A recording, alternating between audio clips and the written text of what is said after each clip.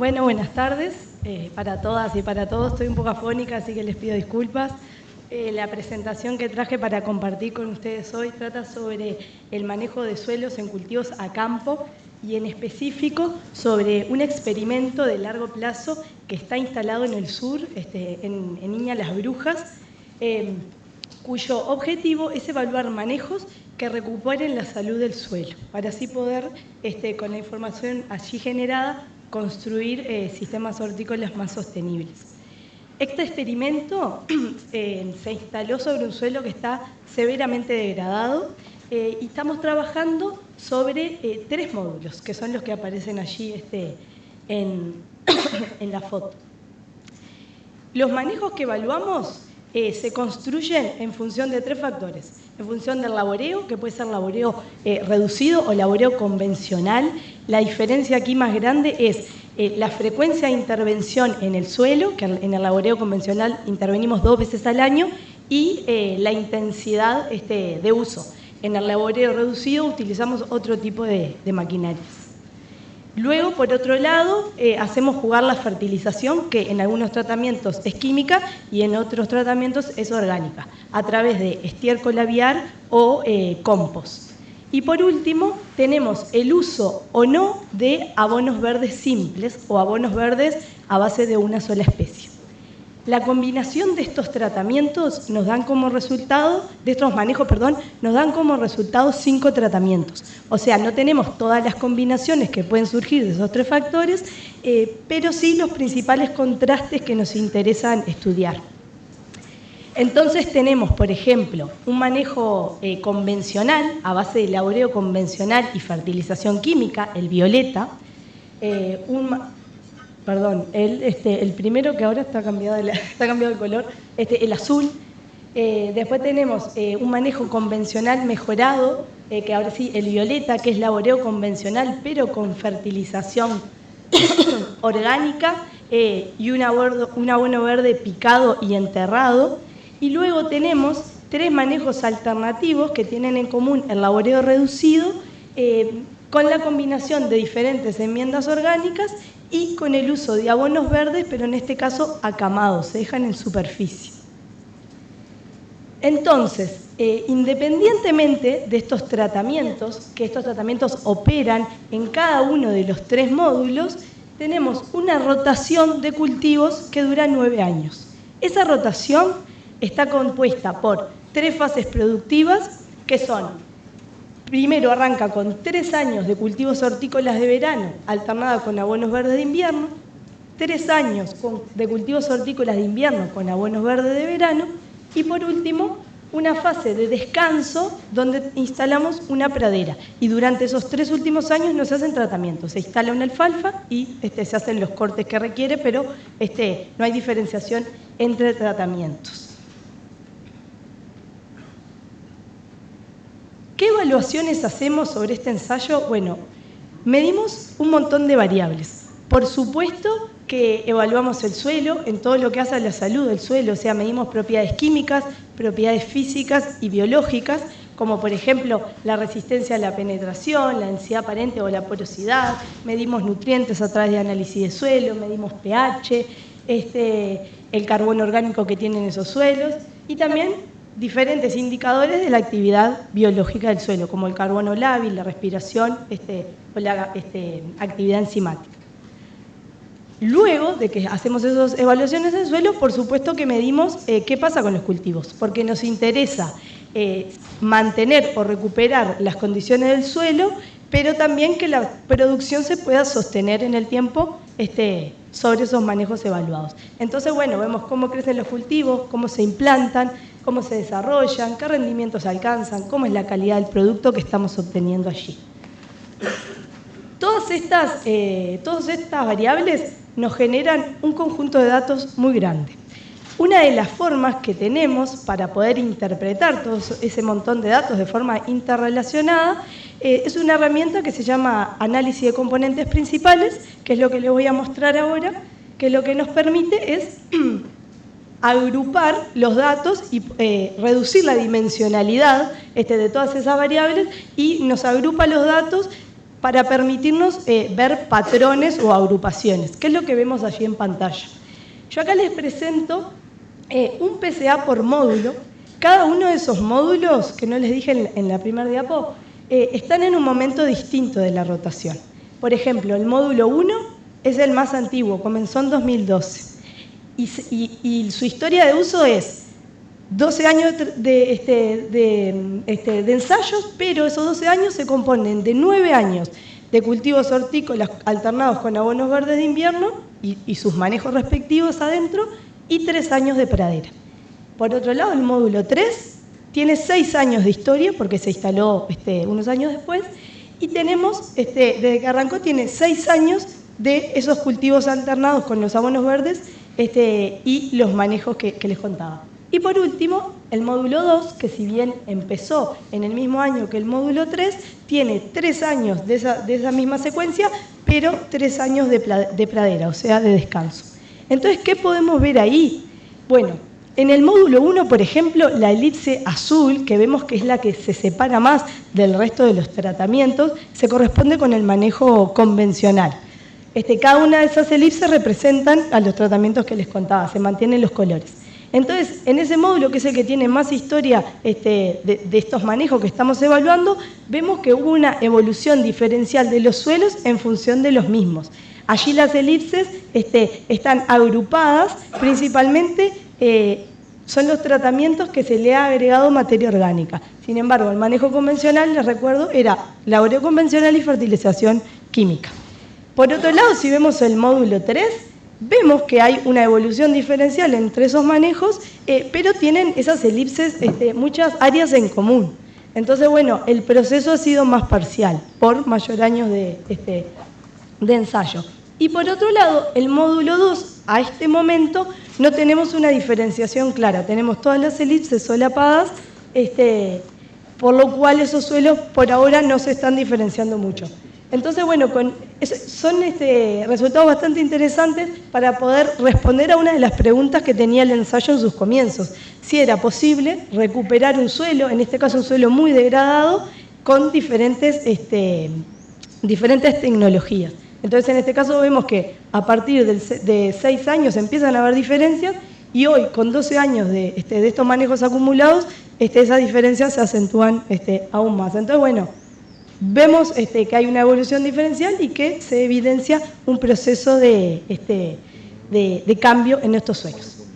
Esto como para que se lleven una visión general, pero no quería dejar de mostrarles también algunas variables puntuales, que muchas veces son las que más comúnmente medimos en los predios. Entonces elegí una de cada una química, una física y una biológica, para mostrarles las diferencias puntuales entre tratamientos. Entonces vemos que el carbono orgánico, por ejemplo, ha tendido a aumentar en relación al manejo convencional. Esto es sobre el módulo 1, o sea, con 12 años de efectos acumulados. Luego, por otro lado, la densidad aparente, que mientras menor es la densidad, mejor es nuestra condición de estructura del suelo, ha tendido a disminuir, con algunas diferencias entre tratamientos, pero se ve clara la tendencia.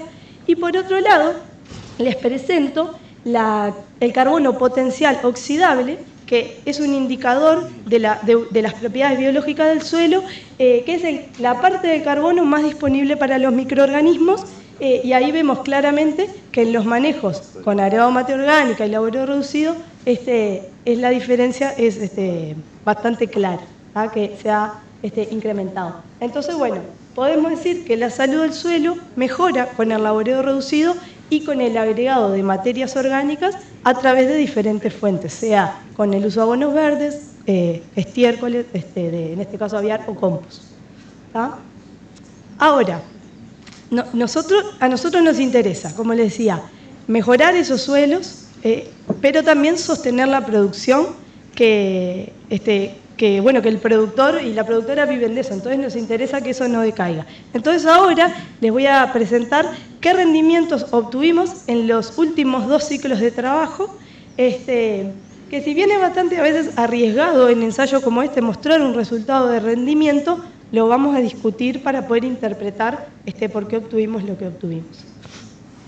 Entonces, bueno, acá les presento dos gráficas, en el eje Y tenemos toneladas por hectárea en función de los 5 tratamientos, y vemos que, tanto para el ciclo de calabacín como para el ciclo de repollo, que este lo terminamos de cosechar hace unos días, el manejo convencional, principalmente los convencionales, son los manejos que han logrado mayores rendimientos.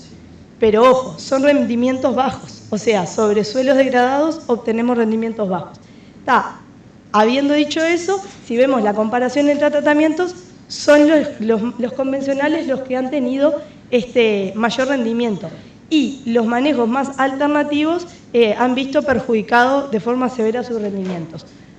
Pero el rendimiento es una respuesta global del sistema, entonces no le podemos atribuir esta respuesta a un factor solo, sino que dentro de cada una de esas cajitas tenemos varios factores que están explicando esos resultados. Una de las cosas que nosotros identificamos y que la vemos bastante clara, no con esta gráfica de rendimiento, sino con todas las evaluaciones que hacemos previo, mientras el cultivo está creciendo, es que existen restricciones nutricionales, cuando medimos clorofila o cuando hacemos evaluaciones de crecimiento. Entonces, lo que nosotros creemos es que necesitamos ajustar, hacer determinados ajustes y cambios para adaptar estas tecnologías al sistema. Entonces, como comentarios finales de esta parte, la restauración de suelo es un proceso de largo plazo. El laboreo químico con la fertilización química compensaron las limitantes del sistema porque la productividad de los cultivos se logró mantener, pero se enmascaró una pérdida de salud del suelo en el tiempo, y eso tenemos que poder incorporarlo al análisis. Luego que el laboreo reducido con aportes de materia orgánica mejoraron la salud del suelo, pero existieron limitantes nutricionales, y que manejos intermedios que surgen de los datos de este ensayo, como el laboreo convencional con aportes de materia orgánica, podrían operar como una vía para procesos de transición en algunos predios. Ahora, con los resultados a la vista, como les decía, surge la necesidad de hacer ajustes y surgen nuevas interrogantes. Entonces nosotros nos preguntamos, ¿cómo podemos levantar estas limitantes? ¿Cómo podemos optimizar cada manejo? Y nos juntamos a discutir y a conversar y surgen varias ideas. Entonces ahora les voy a compartir un poco eso. Por ejemplo, ¿será que haciendo laboreo reducido pero con fertilización química podemos levantar esa limitante? Bueno, puede ser, tendremos que estudiarlo, no lo podemos responder con los resultados de este ensayo, pero sí puede ser una posibilidad. ¿Habrá que ajustar el manejo del abono verde para darle el tiempo que necesita y que no se inmovilice el nitrógeno para el cultivo siguiente? Por ejemplo, ajustar su ciclo, ajustar las especies, bueno, puede ser una posibilidad. Habrá que hacer variar las enmiendas para poder aportar al sistema otra diversidad de enmiendas que nos generen otro panorama en cuanto a la disponibilidad nutricional, podría ser. Y bueno, y después por último, que lo dejé a propósito para lo último, es quizás la posibilidad de sustituir los abonos verdes simples por abonos verdes multiespecie. Y en este punto, asociado al manejo también, por supuesto, les voy a contar un proyecto nuevo que empezó y que, bueno, les voy a contar qué estamos pensando y qué es lo que vamos a hacer. Entonces, esta nueva línea de trabajo se llama abonos verdes multiespecie.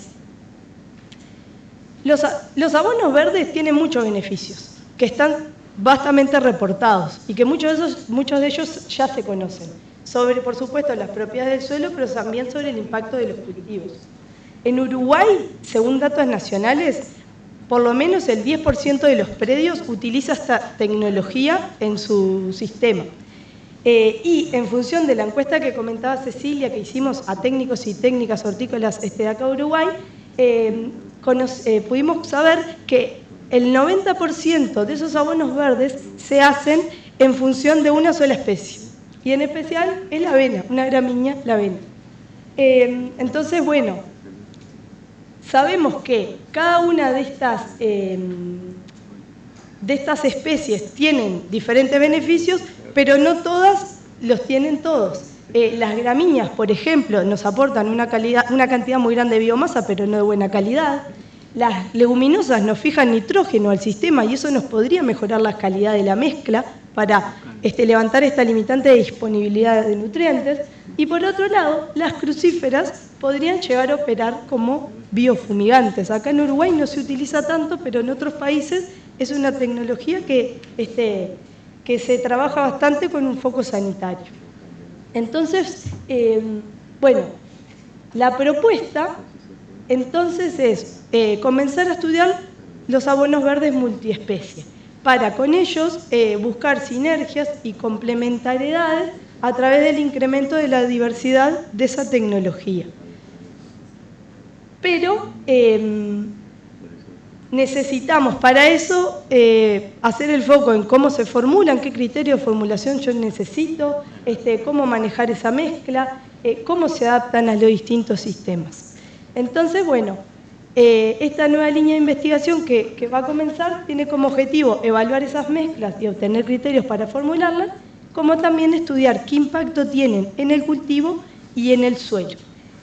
Entonces, para eso nos hicimos un plan que comenzó este año en Niña Las Brujas con 2 jardines de introducción donde estamos probando muchas especies diferentes para empezar a conocerlas y ver cómo se comportan.